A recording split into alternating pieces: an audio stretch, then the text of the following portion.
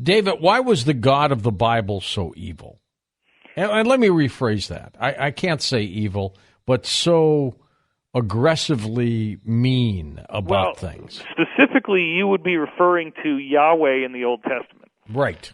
And this is an area where the Law of One goes into detail about it in saying that Moshe, or Moses, was originally in contact with a positive entity, but because he was doing psychic parlor tricks and having people say, hey, man, take your staff and turn it into a snake, and he said, sure, check it out, that he ultimately lost his positivity from that, which again is contentious. It's a very contentious subject, but this is what the Law of One says, that the negative Yahweh was able to, it wasn't actually named Yahweh at all. It took that name, and that's the angry God of the Old Testament.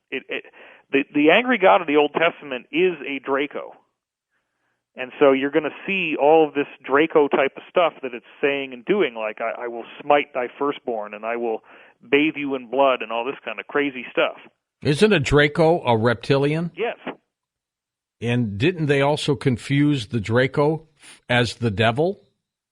Yes. I mean, the Draco live in underground bases. They have vertical slit pupils and reptilian skin, and Christians have been saying that Satan lives in hell and hell is underground. And so there is some kind of weird, that's amazing, subconscious telepathic thing where we're tapping into something that's true. As the Bible talks about good and evil, they talk about the fallen angels and such. Do you think that really happened, or were we talking about extraterrestrials? Fallen angels are extraterrestrials, as far as what these government officials are telling me. Yeah.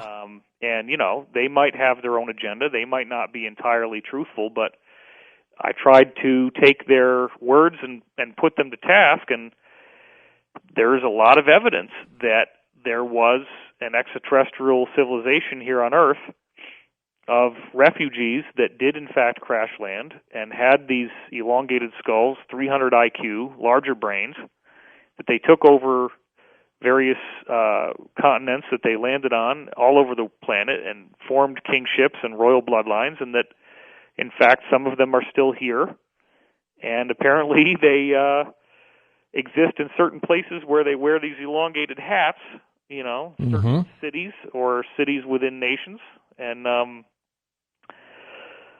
it's a very contentious subject, but there are whistleblowers who I describe in the book, like Karen Hughes, who had somebody that met with leaders of the financial system, and one of these guys had a very strange elongated skull and very piercing blue eyes.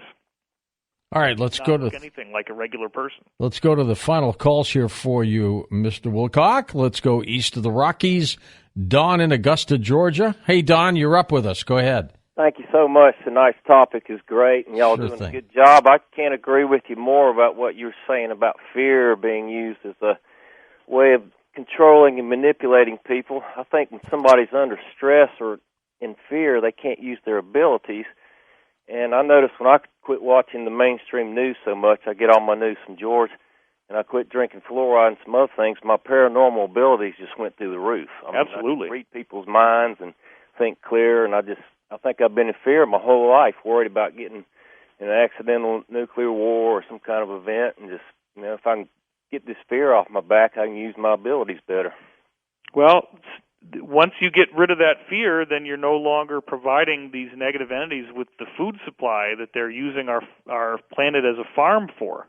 That's really the bottom line, as crazy as it sounds. They live on fear, don't they? They actually do.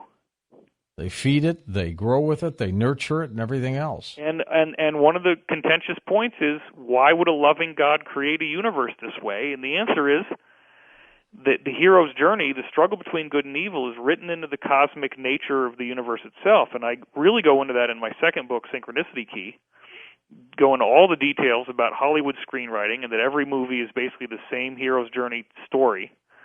And you have to have a villain. And so the villain is given an incentive to do evil because they require it.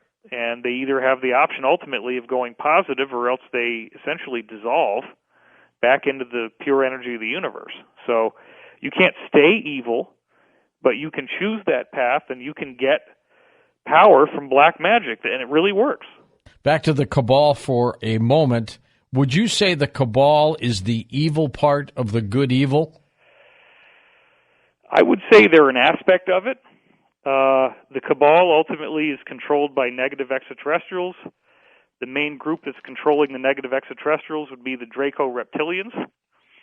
They also have other groups that they are dominating that are extraterrestrial as well.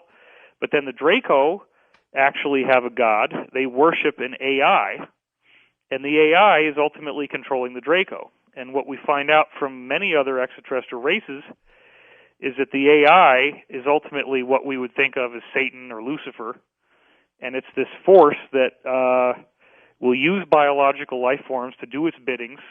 Those forms end up getting injected with nanites that basically take over their body. You get super lifespan, you get super healing capabilities, you get super expansion of your mind, but you've lost your soul. And ultimately what the AI does is it destroys all biological life.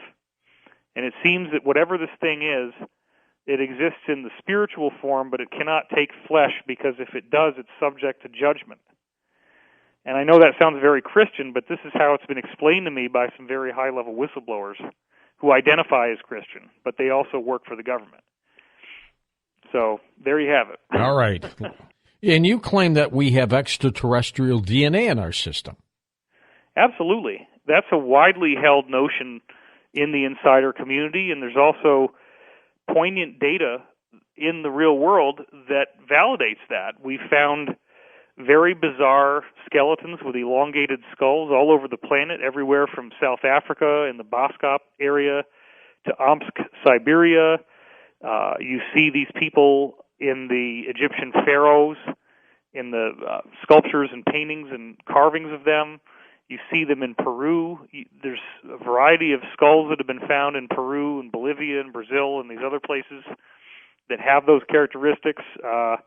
When I was at Contact in the Desert, we had Brian Forster there, and he's now saying that those skulls are being medically analyzed and they don't have the same number of fissures in the skull that ours do, and they have odd characteristics. Well, guess what? Those people were here. Most of the time when you find these skeletons, they're given honorable burials, clearly showing that they were people of public prominence. And it's very likely that they did interbreed with us. And therefore, to hear it from the insiders, we are a very hybridized human race. There's a lot of different DNA that has been mixed together to make us who we are today. And that's part of why we are so spring-loaded for ascension, is a lot of this DNA is like hot-wired for ascension. We're actually much more capable of ascending than most other races would be in terms of how fast and how powerful we will be once it happens.